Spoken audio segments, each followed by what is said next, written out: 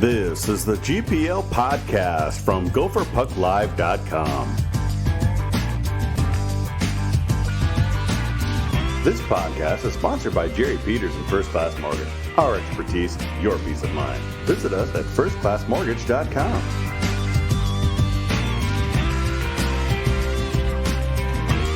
Now let's start the show with your hosts, Jupiter and Vigo.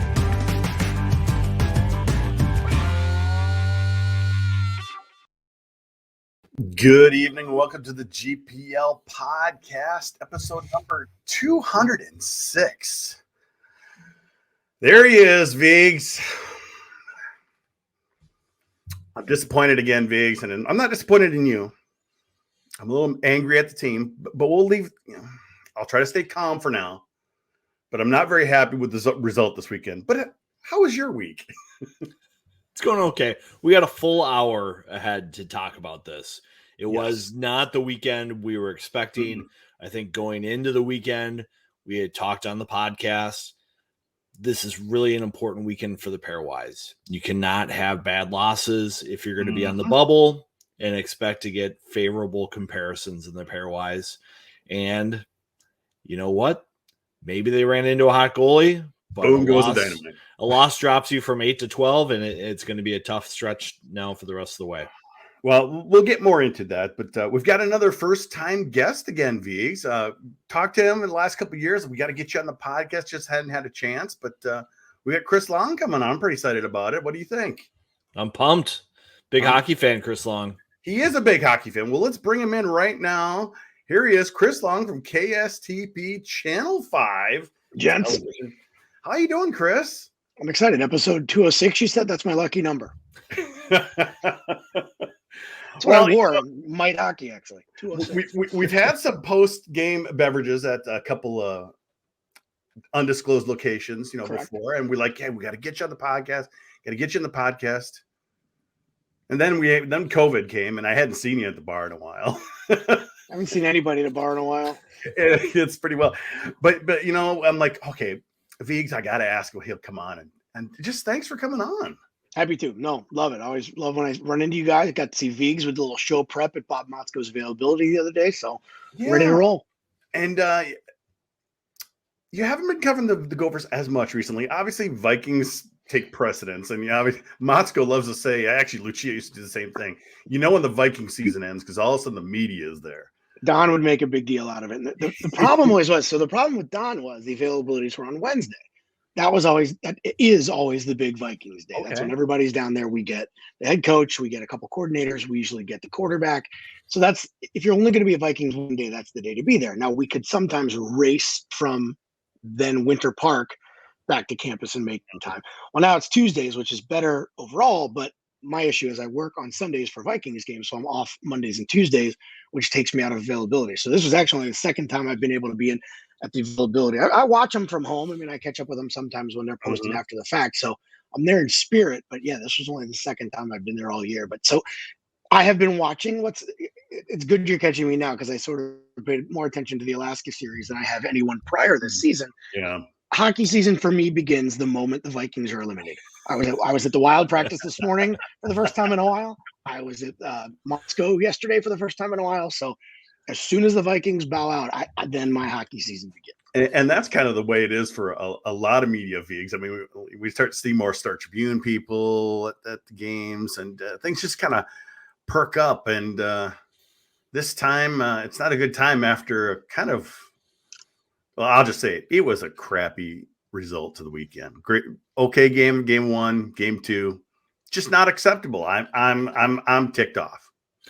Yeah, I'm not going to say that this weekend was a chance for Minnesota hockey to shine on the big stage, as sometimes, that would happen with Gopher football. They develop this big stretch and they get in a prime time position where all the eyes are on them, and then they, stub their toe or something like that.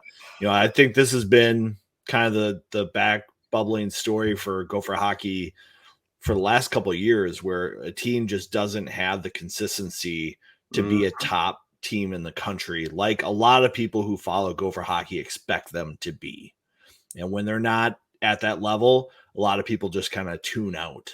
So it's kind of a frustrating thing for people who do spend a lot of time around this program to have a weekend like this, because these issues didn't come out of nowhere. Nope. These are the issues that have been bubbling for a long time with them.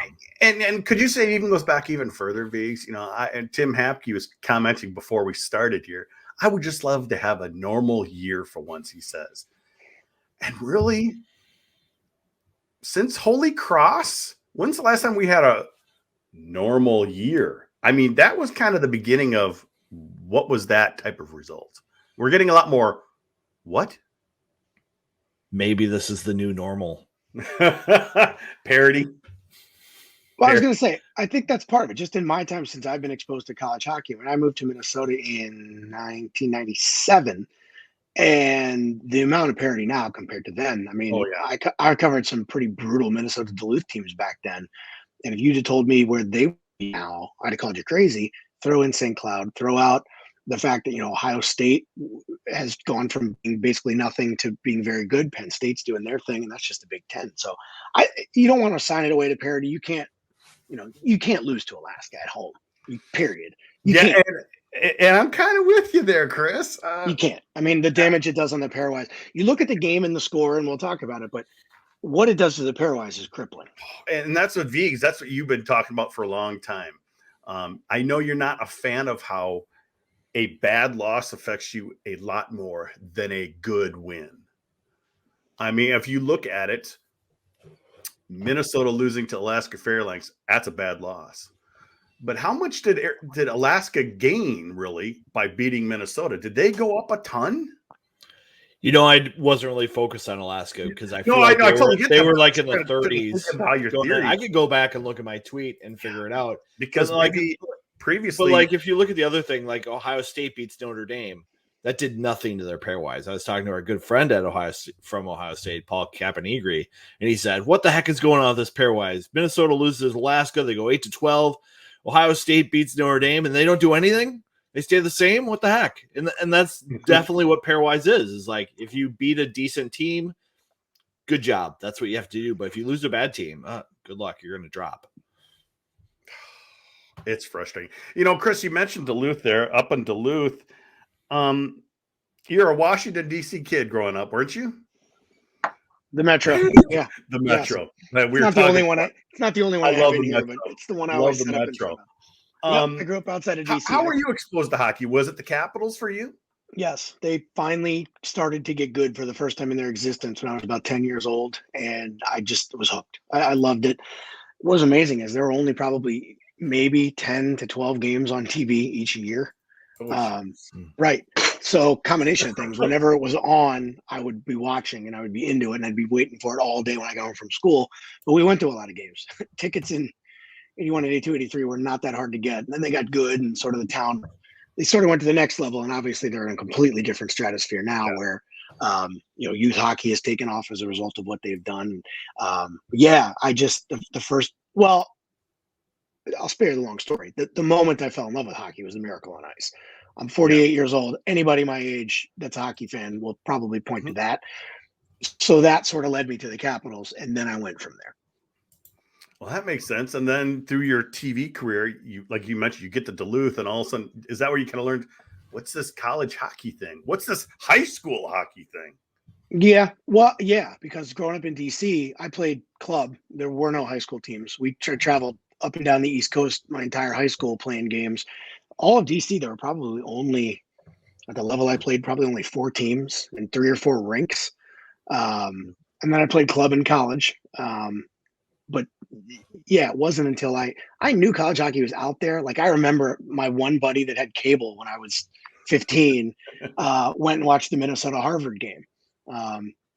Because it was like his neighborhood for some reason was the only one that had cable, so we would go to his house and watch that one, and I'd go over to his house to watch Stanley Cup playoffs, pretty much anything. But yeah, I knew of college hockey.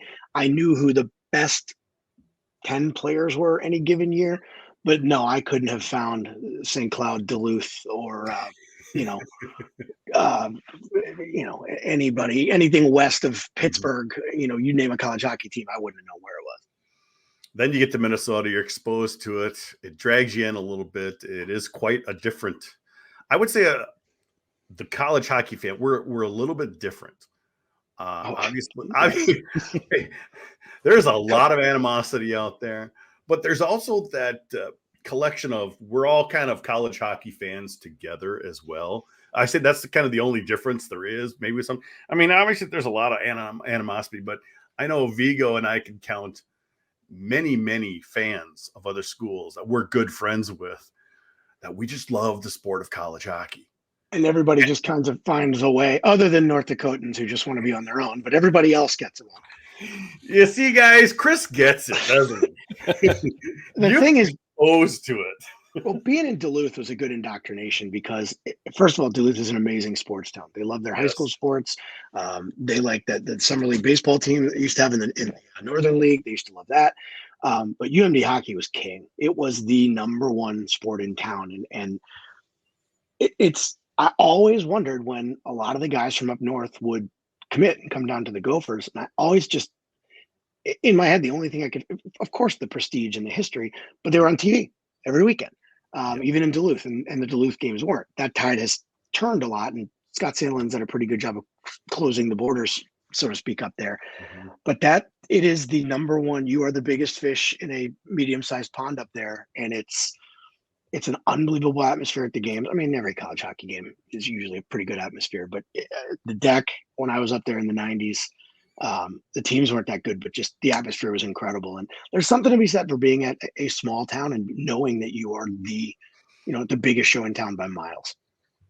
Well, it's definitely fun. And Viggs and I have partaken in quite a few road trips here and there. Duluth, St. Cloud, Mankato, Wisconsin, basically the old WCHA Viggs. But obviously the Minnesota fans getting a little frustrated. We kind of think things are starting to come together with Michigan State. Game 1 looks decent against the Fairbanks. Game 2, well, just you tell me how was Motzko feeling about it? I mean, was he kind of the hot goalie? Blah blah blah. I mean, is he sensing the frustration? I think there's a strong feeling from the coach that he has a problem with his upperclassmen, and specifically the Walker, McLaughlin, Brodzinski line. Mm-hmm. He didn't call them out by specific names during. He just says upperclassmen, but he says upperclassmen. He said one line was out there for 3 goals against on Saturday, and we ran into a hot goalie and we still got 2, but we had 3 glaring mistakes that we cannot have. Mm-hmm. The issues are back checking, their puck possession, they are gaining energy and working hard and making the game difficult for the opponent. And when you watch your captain, Sammy Walker, continually make these mistakes where he is extending his shift, chasing offense, and when it's time to play defense, he does not do it. He does not. And he's also gassed. And he's gassed because he's at the end of the shift. But here's the flip thing. When he's at the end of a shift and there's an offensive chance, you see the legs churn. Mm-hmm. And that's what I think the coach has a really hard time seeing in film because he sees it. He sees it when they have a chance late in a shift, they've got the legs. But if there's a turnover, they don't have any legs to go back and play defense. And they don't have the legs to stop in front of the goal and play defense and get the puck the other way. And he sees those guys looping through the defensive zone on the breakout. And it stretches out the team so much that then you have a team that just feasts on that and counterattacks the other way. And it's got to be really frustrating for him to have that happen because he's given Walker and McLaughlin a lot of rope this year, and they are not rewarding him for it. Now, Chris, Viggs and I have been talking about this all season, and even Motzko's talked about it. A lot of times this team is just not playing the basics of hockey. And even Viggs kind of touched on it there, just doing the simple things. You end your shift, don't get yourself into trouble, get off the ice. And he's, like you said, he's been calling out these older players. I mean, you played hockey, a lot of these basics too, and you've probably been caught out many times. Oh, well, I didn't have. let me ask you this in the form of a question, and this was certainly never a problem the way I played. When you have 6 guys like those front 2 lines that are so explosive offensively. I mean, that second line, I mean, McLaughlin's goal was fantastic that he scored. It was. We've seen Sammy Walker and Bradzinski. Those guys are so quick twitch in the offensive end. You guys have seen way more of this team than I have this year. It is the fact that they are so dangerous up front. Does that then cause these deficiencies you're talking about when they're not back checking, they're not getting back, where they mortgage that front end push because they know they can cash in there and it just doesn't balance out. But Viggs, I would say that we've seen McLaughlin and Walker play the type of hockey that Motzko wants them to play. The second half of last year, they were on board with Bob Motzko's style. That run that they made last year, I thought the light switches turned on. And then all of a sudden, against Minnesota State in the playoffs, the light turned off again. And I think the problem gets to be that they think they have to do it all by themselves every shift. And they just chase and chase and chase. And a lot of times the mistakes you see them making are not in the first 20, 30 seconds of their shift. Mm-hmm. It's happening 50 seconds, 60 seconds, 70 seconds as they chase one more play, and it puts them in a bad spot. Or they're on a rush where they think they have to make something happen on the rush. Sometimes you're just better off by extending the game and letting your skills shine through when there's an opportunity rather than forcing it. You know, it's simple though. Like at the intership, you're trying to get that last bit of offense. Dump it in. Get off the ice. I kind of like put it like if you're a Texas Hold'em player and you're a really good player. Oh, I'm in on this one. And you get dealt like ace 10. Yeah, ace 10 is a pretty good hand. But if the flop comes and you don't hit your ace and there's maybe a straight draw for somebody else or a flush draw for somebody else, you don't just start pushing your chips in and take that chance, even though you've got a relatively decent hand. But when you keep doing that, you're going to get busted. You need to wait for when opportunities present yourself. If you see ace 10 and all of a sudden, king, jack, queen hits and you've got your straight, you push in and you make the most of your chance. But when you just go in blindly like they do and just believe, I'm a pretty good player, this is going to work out well, it's not. Well, geez. Well, we got Corey here thinking should have benched that line for a period of time or two this year. Too late to do that now? They're too good. They're too. Yeah, you're right, and that's just it. That's why Motzko is probably just in a kind of a pickle in that spot. Here's the thing, though. You look at the Wild right now. You watch how Dean Evison is handling Kevin Fiala. He will bench him. The other night, he benched him for the entire period until Fiala figured it out. And he's like, I understand what's going on. Mm-hmm. I'm going to cheer for my teammates. And he went out there, at a TV timeout and said, come on, guys, we can do this. And the coach saw that and gave him a chance, and he produced. Sometimes you have to have the stick with these players, and it's not going to come with a stern talking to. It's not going to come from kicking the trash can. It's going to be coming from taking away their power play time. It's going to be a public benching during a period of a key game, or it's going to be not letting them practice.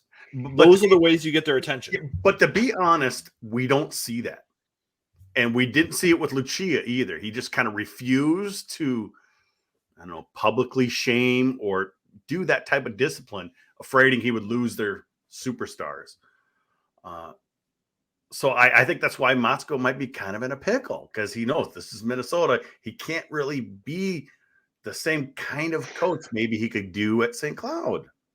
It's such a drop-off, though, guys. Right now, those top two lines. I mean, who do you bring? Well, here's the thing, Chris. Here's the thing, Chris. Right now, this team is a one-line team that's consistent. That's the true. 9 line, you could throw them out there, and if the other lines that you throw out there don't give up a goal, you're going to win games. Yeah. Yeah, especially against a team like Alaska. And 2/3 of that line is gone soon. Well, you say if, then you win games. I remind you, there's been a goaltending shift. That might not be as automatic as it they didn't lose that Alaska game on goaltending. No. I mean, I wouldn't say close was great, but like Vig said, the same line gave up all 3 goals. Yeah. It's as a lot of people, yes, goaltending could bail you out, but it's team defense that wins you games. Don't you think, Viggs? I think it does. I think you need to allow your talent to shine. Like I was going through looking at clips. I was going to do it for GPL last week. It's going to come out tomorrow. I've got all the clips picked out now. Nice. But there are plays that Walker makes that are fantastic. There are plays that McLaughlin makes that are fantastic. It's these late in the shift decisions that they make that if they stop doing that, now you've got a top 6 that is super dangerous to play against. But if they keep doing that, they basically nullify all the positive things they bring to the game. Ryan K. Brodzinski deserves a lot more blame here. If he can't get a puck coming to him for a shot, the dots does nothing. I mean, it's kind of a liability, pretty much. What do you think?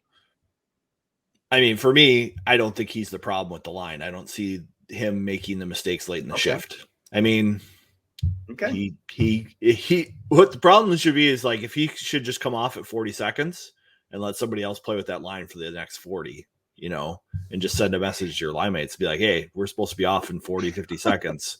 Let's get off. I kind of like that. Well, I mean, that sends a message too.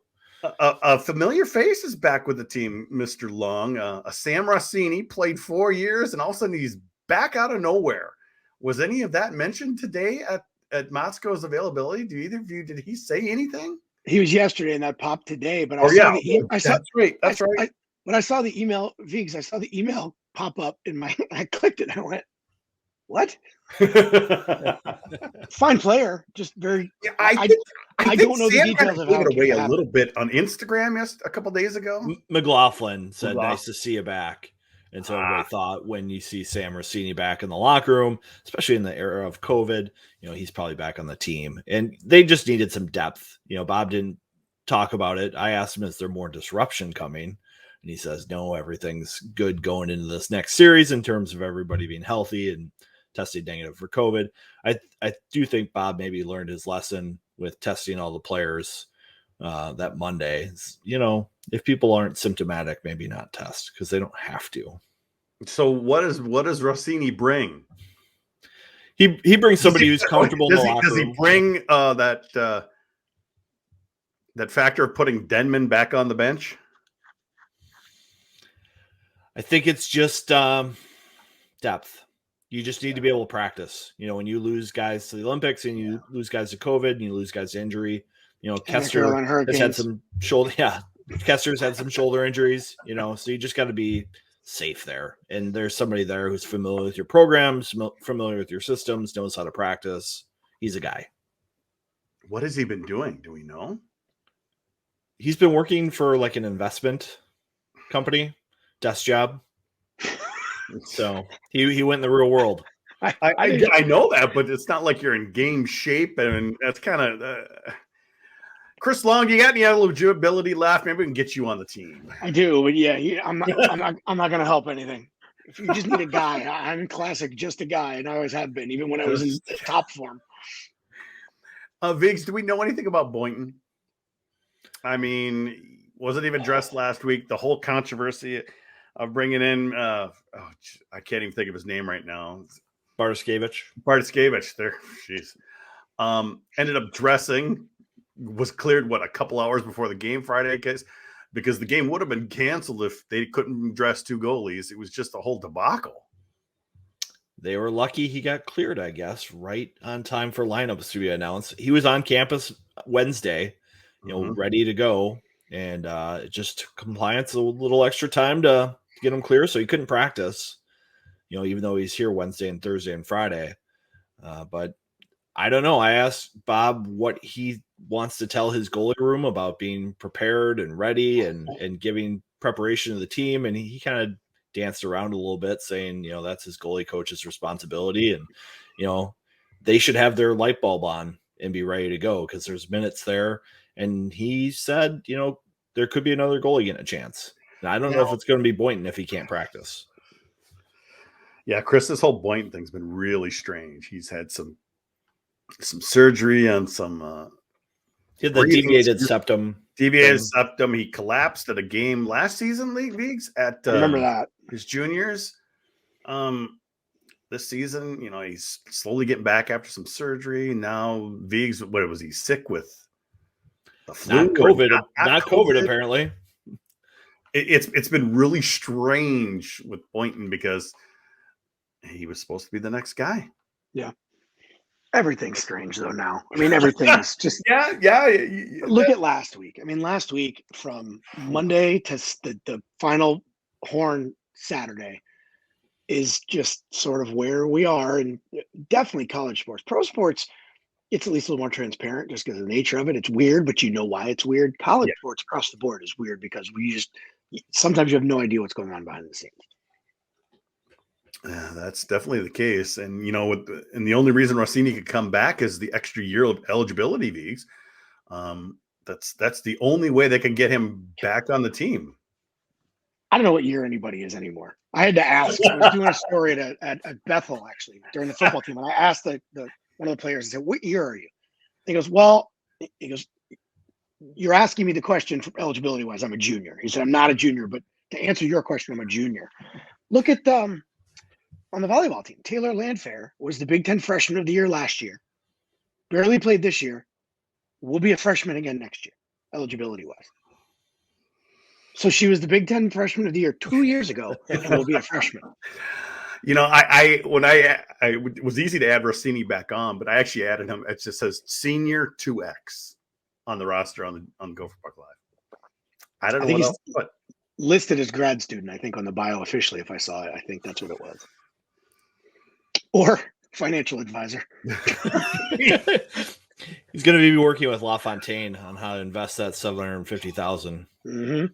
Well, for those of you listening live, if you got any more questions, why don't you throw them our way?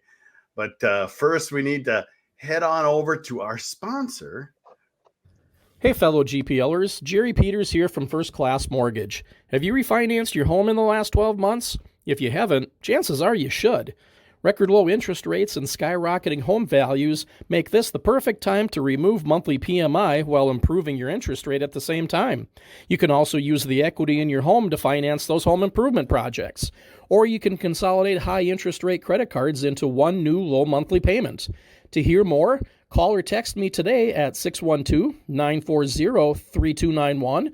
You can email me at jerry@firstclasscorp.com. Or you could go to firstclassmortgage.com to fill out a free online application. Mention the GPL podcast and receive a $300 closing cost credit. Some restrictions do apply. First Class Mortgage's NMLS number is 322842, mine is 480200. This is not an agreement to lock into an interest rate under Minnesota law. First Class Mortgage is an equal housing lender. And, of course, we thank Jerry for sponsoring us again. And here we go. There you go. Jared, former Rube himself. Do any of the former Rubes have eligibility left? Biggs, you got eligibility left? I don't think so. I think I used them all up at St. Olaf. This is an original Rubes jersey right there. I'll bring that out later. Yeah, we're too fat and slow. You know what? I did hear Nate Prosser this week when he was talking about when he broke in the NHL. He said when he was trying to get his role figured out, a lot of teams had meat lines in the NHL. And Chris, I don't know if you know this, but I'm kind of a big guy. We called ourselves the meat line because we had three of us across on opening faceoff a lot of nights for the Rubes. So three guys my size, all taking the draw. The other team would be like, what are we getting into? See, now the hard part for me is the last time I played competitive, I graduated high school at 160 pounds. I was a little tiny 5'11", 160 twig. I wish I had this body with that speed and stamina and ability. I would have had a better shot at playing at the next level. But yeah, I think my game would be very different now than it was 60, 70 pounds ago. Yeah, well, we were a D-League team, and I was actually a D-League player because I didn't start playing hockey until I was an adult. Never played on teams, did anything. I had a blast with it just because, it was a beer league team. We just had fun. We hung 4 second-place banners. I mean, I think that was quite the accomplishment. We were so Minnesota. I mean, we were just embodying everything about Minnesota right there. We had a good time. Viggs, there was a lot of frustration this week on Twitter. You could just look at the Gopher Hockey Facebook responses, which is always ugly. the fans aren't happy. And, and there's quite a few negative people that we know that are just loving it this week because that's kind of what they do, Vigs. But I'm actually genuinely concerned about this team. This is supposed to be a team building for the end, and right now they haven't showed me anything that relieves that right now. I'm a little worried about the state of the program for this year. Mm-hmm. There's a lot of chaos surrounding everybody there. Bob and his family, what they've gone through the last year. Yeah, that's COVID has been complicated for everyone to navigate through. The World Juniors being canceled, the Olympics now grabbing college players, LaFontaine going to the Canes. It's just a lot for kids that age to deal with. And I worry about what's going to happen the second half of the year, just because there is so much pressure from social and the media on this team. I'm just not confident that they're going to survive it well. I'm kind of interested on Chris, on his perspective. Like, you're not as around this as some of us are, and it's a different perspective. You see all kinds of angles on this. What do they have left? They've got six series left, right? One trip around the league left. Yep. Pretty much, yeah. They're going to get into the tourney, right? I mean, I know we don't assume anything, but they're going to get into the tourney. Right? If they go 500 the rest of the way, I think they're on the bubble and they're going to have to win the Big Ten tournament. Yeah. Like if you're dropping games to Penn State and Wisconsin, that's going to put you down in the pairwise. Here's the hook. I mean, Michigan's losing what, 4 guys to the Olympics? Yep. Mm-hmm. And the Gophers are losing 3. That's going to hurt. Obviously, I'm not breaking any news by saying that. It's going to make the Big Ten race very interesting. That's what I mean. So, yeah, you got Michigan coming. Michigan, I've said, I got yelled at by probably somebody that's in the chat here after the draft saying how good this Michigan team's going to be. I think they've underachieved too. I don't think they've been as good as they probably should be this year. I think the Gophers should, even with what they're missing, you're not going to miss anybody. When do those guys leave? Those guys leave the end of the month, right? End of the month. So they'll play the next 4 games. So the Michigan Notre Dame, and then they'll miss Michigan State, Ohio State, and Penn State. They'll miss those 6 games. So they might be back for Wisconsin if they, escape COVID. I assume Brock Faber will, now that he's already recovered from it. So Ohio State's going to be a huge. I mean, granted, we're projecting here Ohio State's going to be pretty big because that could be, one of these. But go on the assumption that I think that they're, even if they can weather the storm with the 3 guys out, I think they're a tourney team. And how many times have we seen? I hate being the guy whose life depends on sports saying just get into the tournament and see what happens. But how many times have we seen it both ways? UMD by 0.001. And then again, I hate doing it this way, but then the Gophers as a top team, just get in. Don't project forward. Just worry about these next 12 games. See how they go. If they go in the tank, if we're at the Ohio State series and we're talking about they have 5 must-win games left, then things have gone seriously wrong. But I still think that they're an NCAA tournament team. Now, I'm also the guy that after week 11 said the Vikings were a playoff team, so maybe I should just shut up. Maybe you haven't been here long enough. I don't know. I have. I've seen it. I was at the 99 NFC Championship game. I've seen it. I'll just say that game was kind of the end of my ultra fandom for the Vikings. It'll take it out of you. A loss like that will take it out of you. I was so disappointed, and then literally that got amplified 2 years later when they got 41 donut. And so when it came to losing that NFC Championship when Favre threw the interception, I wasn't upset. Yes, you were. And no, I really wasn't. I find myself not watching the games as much. And sometimes if I do, I kind of, you just get a couple tweets going, stick to football. I'm like, it's just so easy to get them going. So I'll just say that it's been a lot tougher to be a Vikings fan when you've lived here all your life. Vigs, is it tougher for you? I mean, I was at that game against the Falcons too. Ugh. And I just remember Robert Smith needs to stay in bounds. Robert Smith needs to stay in bounds. And I remember seeing all the defensive players for the Vikings going down in that game and on the sidelines getting treatment. I'm like, they need to win this game as soon as they can. They need to finish this. And when they missed that longer field goal, it was just crushing. And I still follow them, but I don't know. I think covering sports, you get a little less invested in the outcomes and more invested in the stories of the players and things like that. But it's still hard to watch. I would agree because, I would say, Chris, you're out of the Washington market. But boy, it's probably a lot easier for you that you are not, because you can really kind of get behind your Capitals like you did a couple years back when they won the Cup. Well, I was going to say, remember, before that and the Nationals and the Mystics, we hadn't won anything since the early 90s either. So I have a wonderful dual hometown that had gone a combined 60-something years without winning anything. You're right, though. Last won it here, didn't they? Yep. I don't know what it would be like to do. Most of the people in the local media are from here. It would be weird covering teams I grew up rooting for. I've never really thought about that. I guess that's because you can't shake. Everybody said, "Well, you're not a fan," and you're not. When you're doing your job, you're not a fan. Exactly. I tell people, though, do you want the local teams to win? Of course we do. More people will be watching what we're doing if the teams are winning and relevant than if they're not. So, of course, we want them to win. It's just a different motivation. But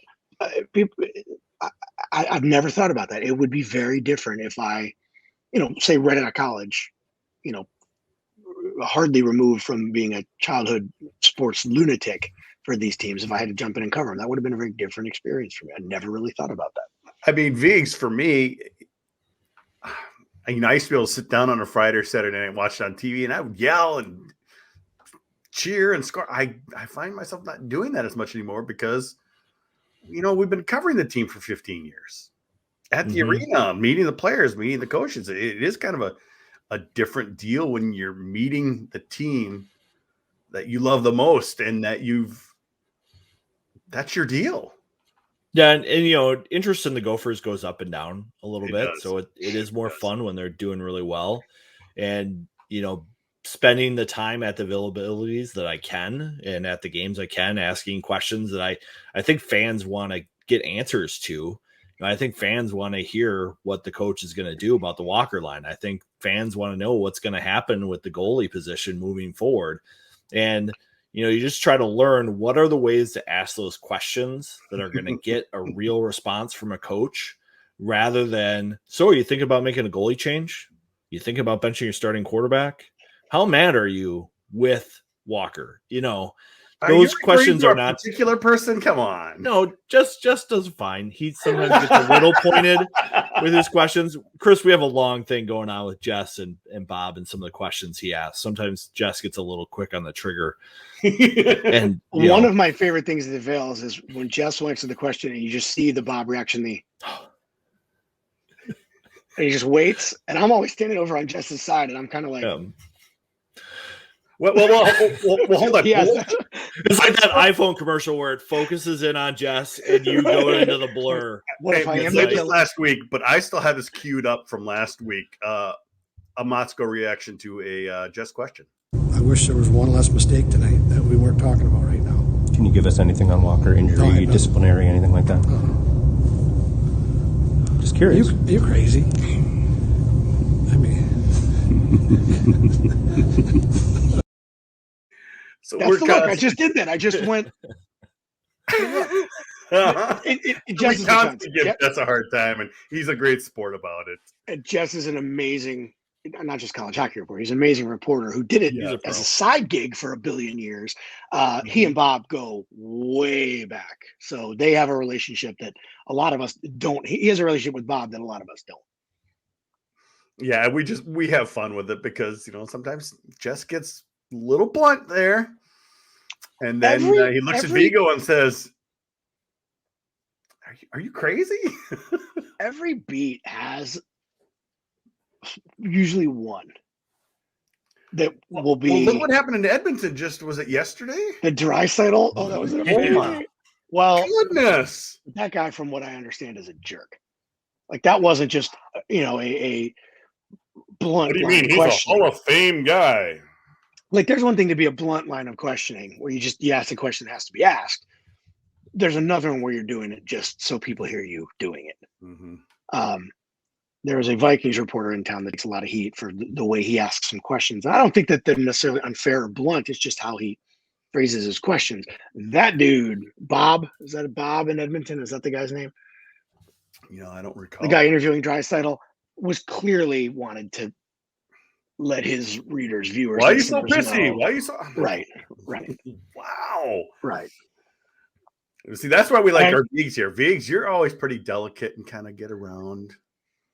But if he said there's a way to ask. Yeah, there is. There's a way to ask any question. Well, let's talk about this week, guys. Vigs, we could have total redemption. Minnesota sweeps this weekend and everything's fixed. Everything's great. Not sure that'll happen, but boy, this series has been anticipated for a long time, and hopefully we get to see what we want to see. Well, I think without Jack, the series does change a little bit. Yeah, I think Jack LaFontaine playing his old team in his last, regular season game against them, there was a lot going into that. I think it's still going to be a very, very good game, but now we just have that big question mark in goal. And that kind of changes the perspective on how I expect the weekend to be played.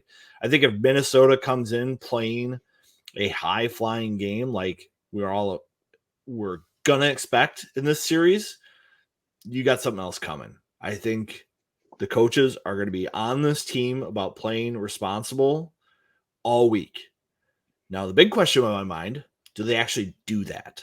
Because as I said in the first half of the show, there's clearly a group of players who are not listening to the coaching. And for all the fans out there who think that this is all Bob's fault, that he's not taking control of this team right, maybe, but he's coaching them to do the right thing. I just don't see the players executing on the ice. And so that's the problem for me. What do you guys set? If you're setting the line, what's the over under for total goals, both teams, both games through the weekend? Because I think it's going to be like 20. Really? If it is, Minnesota will not be on top, because I think it all comes back to, like you said, Vigs, we get close in goal. It's not quite the same as Jack LaFontaine. Yeah, good point. Maybe. It's going to come back to that team defense. How well does the team defend against Michigan is the key to the weekend for me. Yeah, I mean, 3 weeks ago, if you asked me what the over-under for this series would have been, I would have said 15, maybe 15 and a half. Like, I think you'd get some high-scoring games. I don't think you're going to see that this weekend unless it's like 6-1. And that's like 6-1 Michigan winning. I think that's the only way you get a high goal-scoring weekend. I don't think Minnesota is going to be able to do that with what they're being tasked with this weekend. But, man, you watch Michigan play and you see the highlights. Holy smokes, are they skilled? So we've seen Minnesota at times play defensive layers. I think that's the only way they can win this weekend. So I'll throw this one at you, Chris. How does Bob fix the power play? It's so strange because it's both teams in town too. The Wild have been asking that same question all season as well. The power play at any level, whether it was when you guys played as Rubes or when anybody, it comes and it goes, and it's not always as broken as it may look, as long as you're getting pucks on the net. Now, I'm not a big advanced stat guy. It's not that I don't believe in it. I don't understand exactly what Corsi and Fenwick are telling me, but I understand what they mean. I'm not making any sense. Yeah. I think with a power play, it's just cycle and generate shots. That's it, right? That's all you got to do. It's easy. Cycle and generate shots. For Vigs, that is true. But this is where maybe I know you've been a little frustrated this year. Like, maybe he shouldn't be his first power play unit should actually be the second power play unit. You mentioned that quite a few times this year. And I think we saw that more as the year has gone on. I think that Myers group gets the first shot as long as they weren't the line out there previously that's gassed, they are getting the first shot most times. And I think a big reason for that is how much better Myers is on the faceoff dot than anybody else right now. I think Jackson Nelson was maybe their number 2 center for draws. And after that, it gets nervy for this team. Like, is Jack Perbix going to have to be one of the guys that takes key draws for this team going forward? That's not a solution. It could be. I mean, the Wild did that with Mikko Koivu at the end of his career because they needed a guy who could win the draw, because that's such an important part of special teams, is finding guys who can do that. And it's killed them this year, Viggs. It literally has. How many times in the first offensive face-off on a penalty, I want to say they lose 75% of those damn things. If it's not Myers, that's about right.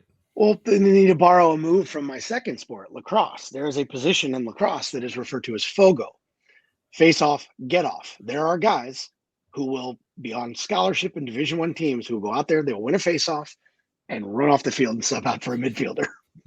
Try it. Why not? Do it power plays. A fogo, a hockey fogo. It would work in the second period probably fairly well. Yeah. Win it clean, get the heck off. I mean, we've kind of seen that sometimes with Notre Dame. Notre Dame will sometimes have a center who is so good that Jeff Jackson basically has him take 80% of the draws in a game, and he is a fogo. He gets on, he wins the draw, gets off. Yeah, there you go. I do think that's something they need to figure out, and just like tell Myers, hey, figure it out. You're going to be taking a lot of draws. Other teams have done that. Well, and obviously, go ahead. Go ahead. No, you go ahead.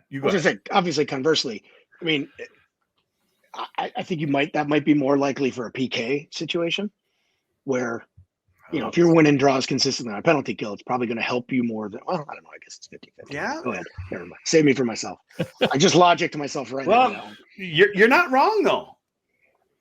Earlier this year, we had some kind of a little more stats on faceoffs. I don't know if we're still getting those every game, but you saw some interesting stats that we don't get. The new stat system for NCAA hockey has a lot more interesting information that you can pull out of it. It's just how it's distributed is not as easy as it used to be.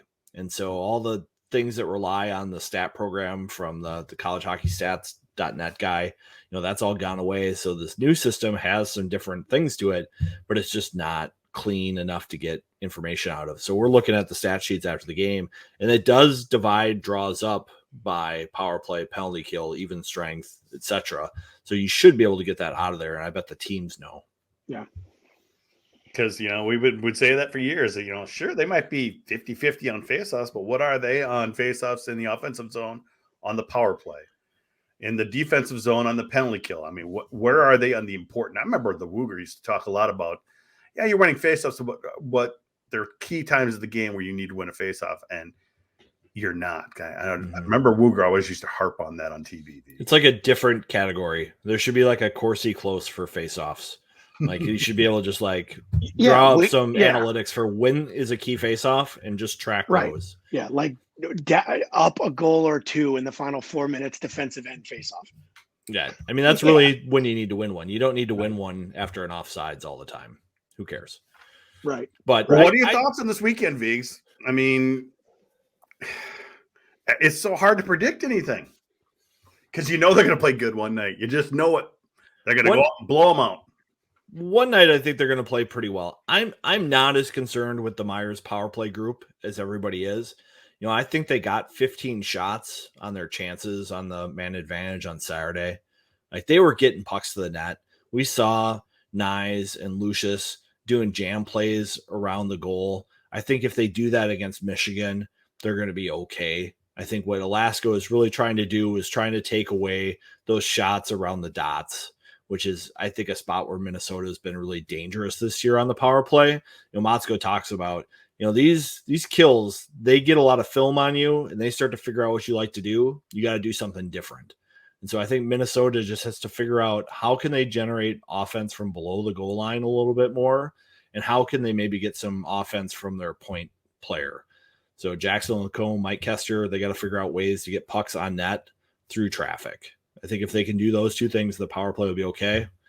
This weekend, though, I hate to say it, but I feel like Michigan could come in here and get 6 points. It just feels like that to me. It just does. I don't know if I've got that energy. Like we've talked in the past. We talked with Jack Ramsey about this, where you have locker rooms where it just gets kind of cliquey and separate. And I don't know if that's how it is because we're not in there, but it doesn't have that good feel that you saw, especially like with the Duluth teams that did well in the Frozen Four. You could just tell in the press conferences how guys talked about each other and how they talked about dealing with adversity, that they were legit ready to battle it. Here, it's a lot of the same verbiage. Like Jack Purbeck's talking the other day. He's like, yeah, we know what we're supposed to do. We know. Oh, that's frustrating. That's frustrating. Chris, why don't you just have Channel 5 come down for a live shot Saturday night? Oh, they may hear. Like, no. Come down for a live shot Saturday night. I promise you.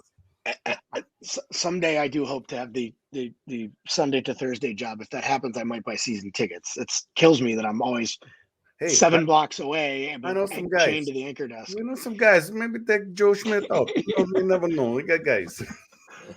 I mean, when it rumored that was a suggestion.